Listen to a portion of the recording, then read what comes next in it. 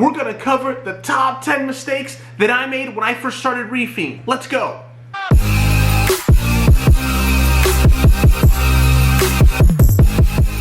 Alright reefers, if you're new to my channel, don't forget to like, subscribe, and leave a comment. When I first started reefing in this hobby, I was super overwhelmed with all the things that I needed to know to have a successful reef tank.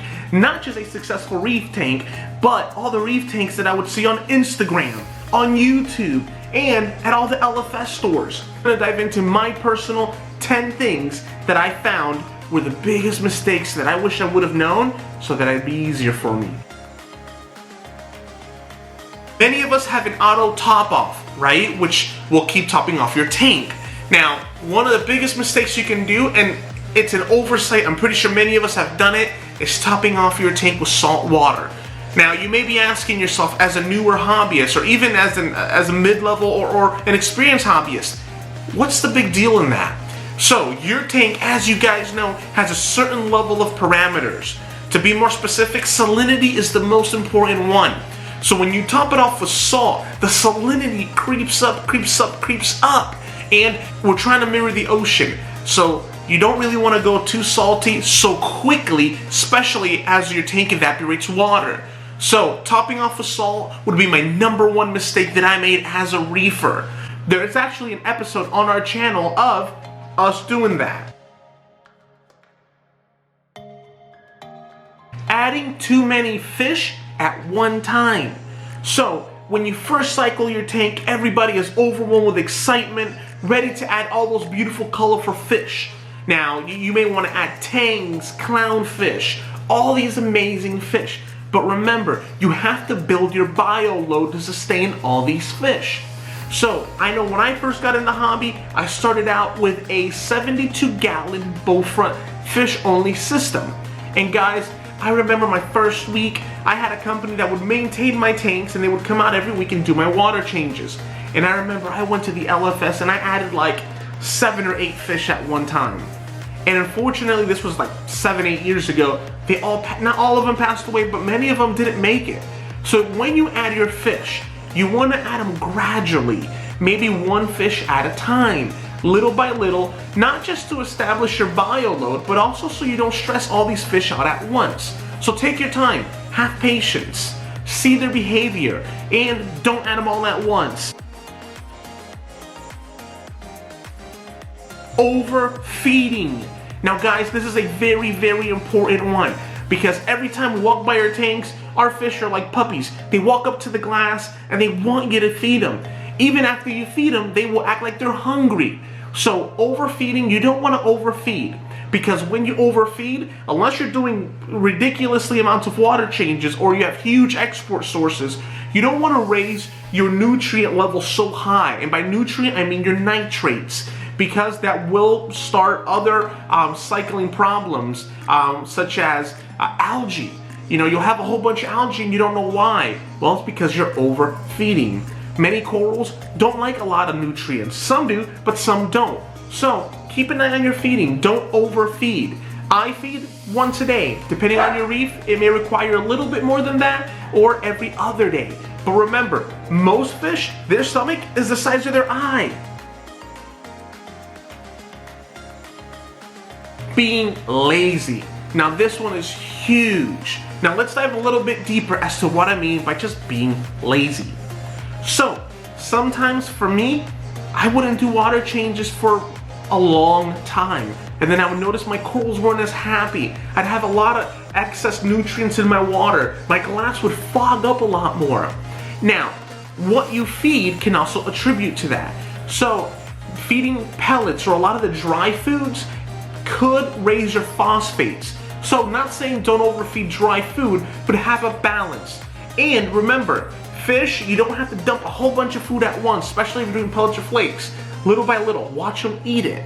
I prefer to mix it up. Some days I'll do a little bit of pellets, a little bit of flake. Some days I'll do fish eggs. I'll do myces, but mix it up. But don't be lazy. A lot of people don't want to thaw out the food. Take your time, guys. This is your reef.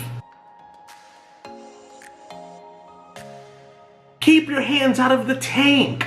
Now, this one to me is super, super important. I personally, I know a lot of people that work in the industries that they touch a lot of chemicals, whether you're in housekeeping, whether you're in construction, or even if you just put on cologne or put lotion on your hands and you completely forgot that you did that. Guys, this is the ocean that you're trying to mirror, and you're trying to mirror in a very small amount of water. Try to keep your hands out of your reef as much as possible. You will notice your corals will be happier and everything will be overall smoother. Keep them out. Do your research on your fish. And by that I mean learn your compatibility between fish. Don't add a maroon clownfish with regular clowns. Don't add incompatible tangs. Some fish are jumpers. Guys, you would be surprised how many times my favorite fish, the blue spotted jawfish, is notorious for jumping. Before I knew that, I bought him. I didn't have a lid. Guys, I remember one day I came home and I was super devastated because I found my blue spotted jawfish on the rug, gone from a beautiful fish to a fish chip. Do your research. Some fish jump, some fish are aggressive. Do your research, it'll be a lot smoother for you along the road. Many reefers, including myself, not that we rush the hobby, but we get too caught into the beautiful part of it instead of doing the homework. Do your homework on your fish. Learn your chemistry.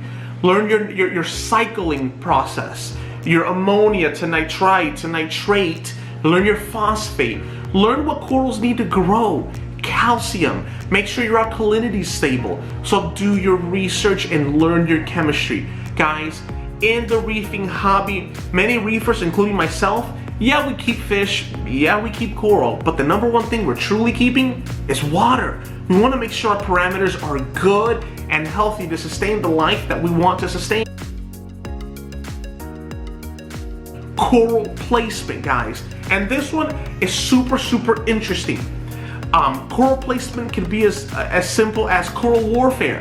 Guys, there are some corals that are aggressive, they sting. Let me give you an example. Zoanthids.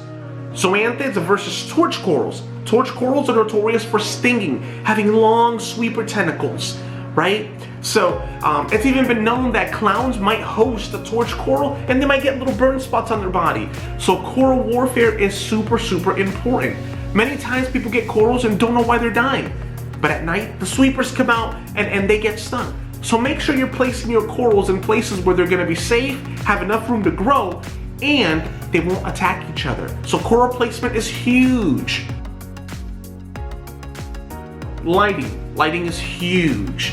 A lot of the corals, including algae, are photosynthetic. So if you run your lights for 24 hours a day, you're gonna promote a lot of algae growth and you're not gonna know why. Also, when you grab corals that are supposed to be in the low light and you put them in the highlight, that might not make them thrive. Furthermore, that might even cause them to bleach. So just take your time. Learn your chemistry, learn where you're gonna put your lighting, learn where the corals are gonna go so they thrive the best. Lighting is important. Depending on the corals that you have, some corals require longer lighting periods. So lighting is huge. Getting adequate lighting for adequate corals. SPS, they require a little bit more of a parameter than, for example, a mushroom. So learn your lighting, know where to place your coral. Regarding lighting, guys, me personally, when I first started in the hobby, I had very low cost-effective lighting. Now, does that mean you have to spend a lot of money on lighting? No, but do your research. Sometimes it makes a little bit of sense to spend a little bit more money to have a light that will help you out a little more. I personally love to use the Aqua Illumination AI Primes. Why? Because I can set them on Wi-Fi and they have an app, so it allows me to set the timers so I don't have to remember to turn them on, turn them off, and it makes life so much easier for me. So research and lighting is essential. Proper flow. Flow is everything in a reef tank, from the way it affects your corals to the way it allows you to maintain a lower reef tank with a lot more labor. I'll tell you what I mean. If you don't have a lot of flow, that could let the detritus settle. You want to have enough flow to keep your sand bed moving a little bit. Certain corals, like euphyllias, if you blast them with flow, it may even cause them to tear off the flesh, right? Now SPS, they love flow. They love high flow. So depending as to your corals will determine the type of flow that you need. But remember, we're mirroring the ocean, so we want really good flow. A lot of things happen when you have dead spots in your tank of flow. One of the most common ones when you first start reefing is cyanobacteria. So if you have dead flow, that could cause certain areas to be more susceptible to certain bacteria, like cyanobacteria, detritus will settle, and it'll make it a little tougher for you. I'll tell you a little story about how I've experienced inadequate flow. So I've had times where I bought this really beautiful, expensive torch, and I didn't know any better, and I put it right in front of the power head, and it blew it right off the flash. And I didn't know what happened. Alright, reefers, so I hope this helped you guys out. I know it would have helped me if I had someone telling me their top 10 rookie mistakes. So I hope you guys enjoyed this episode of Zoatank Boys. Don't forget to like, subscribe, and leave a comment. And follow us on Instagram, guys. Till next time, Zoatank Boys out. And so I've been in the hobby for a couple years now. And 7. That's a couple years. Your energy doesn't have to be always like give it. I think I start high and I go low. I get that, but I think you should say, guys, you know, when I started reefing, like a lot of you guys, like, you know, go ahead.